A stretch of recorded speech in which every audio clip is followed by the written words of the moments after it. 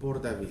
En esta oportunidad nos corresponde el Salmo 20, oración pidiendo la victoria. Las palabras de este salmo es una especie de ceremonia antes de la batalla, encomendando a su rey en las manos y en la bendición del Dios Altísimo, dando palabras de bendición, de protección, palabras de confianza para que su ungido vaya al campo de batalla a ganar.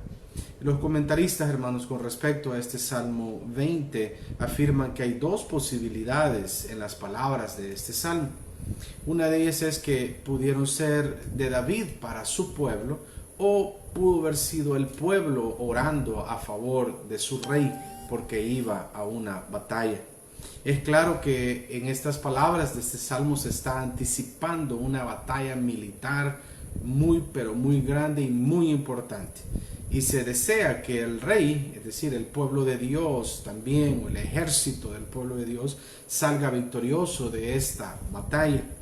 David, hermanos, tenía la confianza para encomendarse a Dios, así como lo hizo ante Goliat, y a la vez estaba él convencido que podía declarar victoria incluso desde antes de ir a la batalla. David era muy conocedor, hermanos, de que declarar victoria en el nombre del Señor le traía una confianza, daba paz en su corazón y traía muchas cosas buenas para su vida, y a la vez él irradiaba y transmitía confianza a su ejército y a su pueblo. Este salmo puede dividirse en tres facetas. En los primeros 6 versículos, hermanos, es una especie de oración que lleva una petición. El versículo 1 dice: Jehová te oiga en el día de conflicto. Imagínese eso, es decir, en el día que vas a pelear, en el día que vas a tener una batalla, en el día que te enfrentes a tu enemigo, que Jehová te oiga.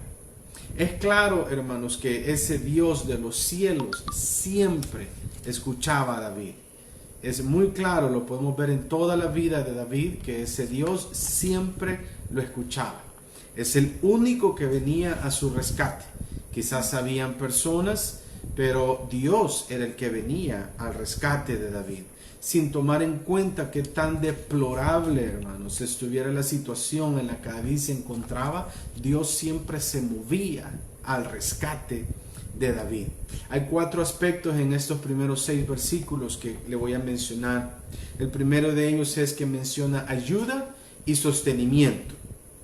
David, hermanos, había recuperado el arca del pacto del Señor, y eso hacía una especie de simbolismo al mencionar la presencia de Dios, creyendo en todo momento que desde Sión, es decir, desde el monte santo de Dios, como ellos lo conocían o como se referían a Sión, hermanos, Dios le mandaría la ayuda.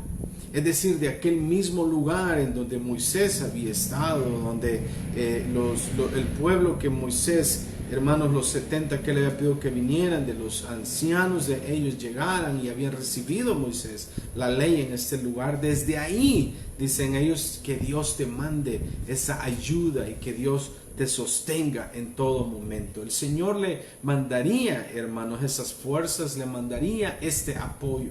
Es una especie de simbolismo, hermanos, sabiendo de que David había recuperado el arca del pacto del Señor, hermanos. También otro aspecto importante es que le dicen estas primeras palabras de los primeros 6 versículos, y trae que tenga memoria de tus ofrendas y acepte tu holocausto. El pueblo de Dios, hermanos, quiero decirle que nunca venía ante el Señor con manos vacías. Y no quiere decir que Dios no lo aceptase, porque Él siempre aceptaba a su pueblo y no importaba los errores o las malas decisiones de ellos. Dios siempre lo aceptaba, como nos sigue aceptando a nosotros. Él sigue siendo fiel, aun nosotros seamos infieles. Pero aquí se da algo que le dice que tenga memoria de tus ofrendas y acepte tu holocausto. El pueblo de Dios, hermanos, traía ofrendas al Señor para diferentes motivos. Algunas ofrendas eran voluntarias, otras eran impuestas por Dios mismo. Quiero leer de Deuteronomio 12, versículo 6, dice de la siguiente manera: y allí llevaréis vuestros holocaustos, vuestros sacrificios, vuestros diezmos, y la ofrenda elevada de vuestras manos, vuestros votos, vuestras ofrendas voluntarias, y las primicias de vuestras vacas y de vuestras ovejas. El holocausto específicamente, hermanos, era por el pecado. Y al quemar lo que se traía, hermanos, no debía quedar absolutamente nada. Todo tenía que ser consumido por el fuego. Y le dice, y que acepte tu holocausto. También habla otro aspecto muy importante que dice, te dé conforme al deseo de tu corazón. Hermanos, todos aquellos que pidan conforme a la perfecta voluntad de Dios, Dios mismo, hermanos, lo va a aprobar y se lo va a dar. Y quiero decirle que Dios aprobaría siempre algo, hermanos, que viniera de acuerdo a la voluntad de Él. Si no estaba de acuerdo a la voluntad del Señor, Él tampoco hacía lo que el pueblo le pedía. Pero si las cosas venían de acuerdo a la voluntad de Dios, entonces Dios mismo lo respaldaba. Es cierto, y quiero aclararle eso, que todo lo que nos sucede ayuda para bien, pero eso es aquellos a los que amamos a Dios y a los que hemos sido llamados de acuerdo a su propósito, dice Romanos 8:28. Es decir, el pueblo enemigo tenía sus propios dioses. Ellos no alababan al mismo Dios que David, ni al mismo Dios que el pueblo de Israel. Ellos amaban a sus propios dioses. David no tenía dioses, él amaba, alababa y adoraba al único y sabio Dios. Entonces, él podía pedirle a ese Dios que sabía que había creado todo y él lo iba a respaldar. David, hermanos, y el pueblo de Israel amaban al único y sabio Dios en todo momento, y por eso es que él los escuchaba. Los demás no podían decir amamos a ese Dios porque ellos tenían otros dioses. Entonces Dios venía al rescate, traía su ayuda, traía su protección, traía su provisión y traía toda cosa que fuese en favor de su pueblo, porque su pueblo estaba alabando y amando a ese Dios.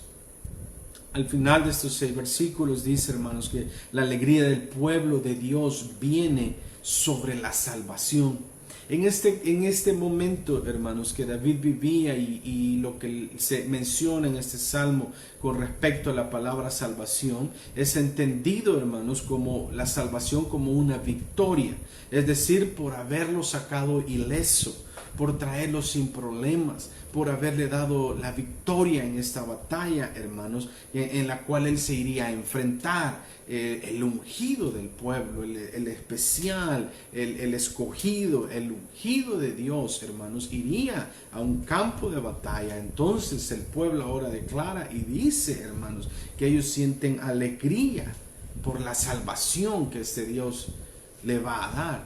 Desde ya están declarando victoria sin que siquiera haber empezado la batalla, pero ya están declarando una victoria.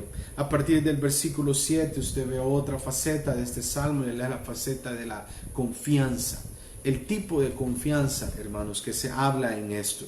Vea que mientras los demás confían en sus propias fuerzas, confían en sus armas, confían en sus caballos, confían en sus espadas, confían en sus carruajes, en el número de hombres que ellos tienen en el ejército que lo conforman, David, hermanos, su ejército y el pueblo de Dios confiaban en el nombre de Dios.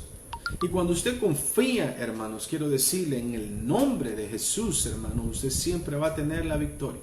Cuando usted dice en el nombre de Jesús hay sanidad, sanidades ocurren.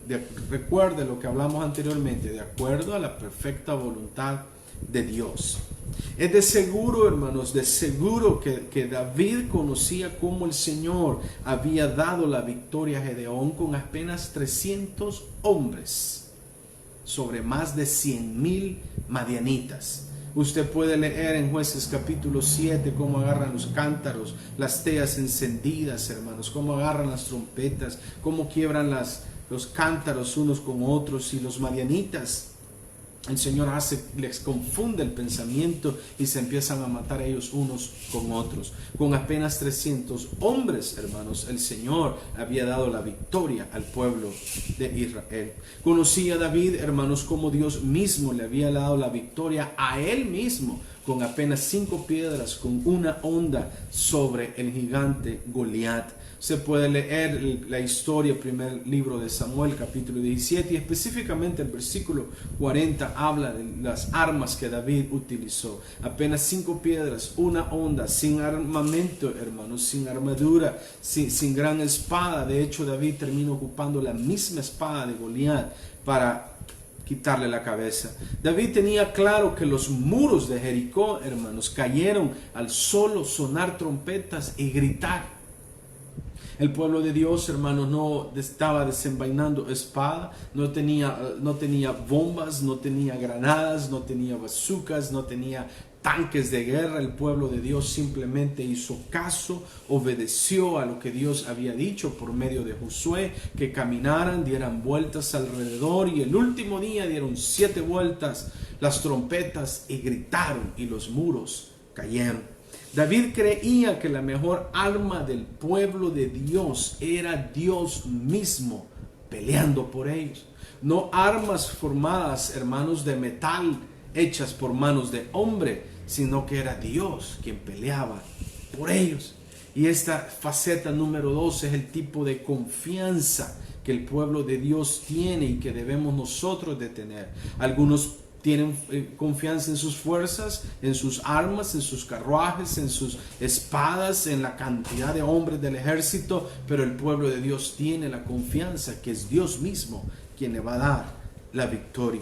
La tercera etapa, hermanos, es el versículo 9, donde dice de la siguiente manera: salva Jehová, que el rey nos oiga en el día que lo invoquemos. Esta faceta es la faceta de dependencia de las 3 que hemos hablado en este Salmo, versículo 20. La primera de ellas, hermanos, la primera faceta, como usted puede ver, es la faceta de una oración de petición. La número 2 es de una confianza, y la número 3 es de dependencia. Podríamos resumir todo este salmo, hermanos. La petición de este salmo puede estar resumida diciendo de la siguiente manera: respóndenos, Dios, cuando te necesitamos. Respóndenos, Señor, no nos dejes solos. Ahora es cuando necesitamos de tu ayuda. En este momento, Señor, es cuando tu pueblo te clama y te pide ayuda. Señor, ayúdanos, por favor. No nos desampares. No nos dejes solos, Señor. Protégenos. Cuídanos, Señor. Danos la victoria.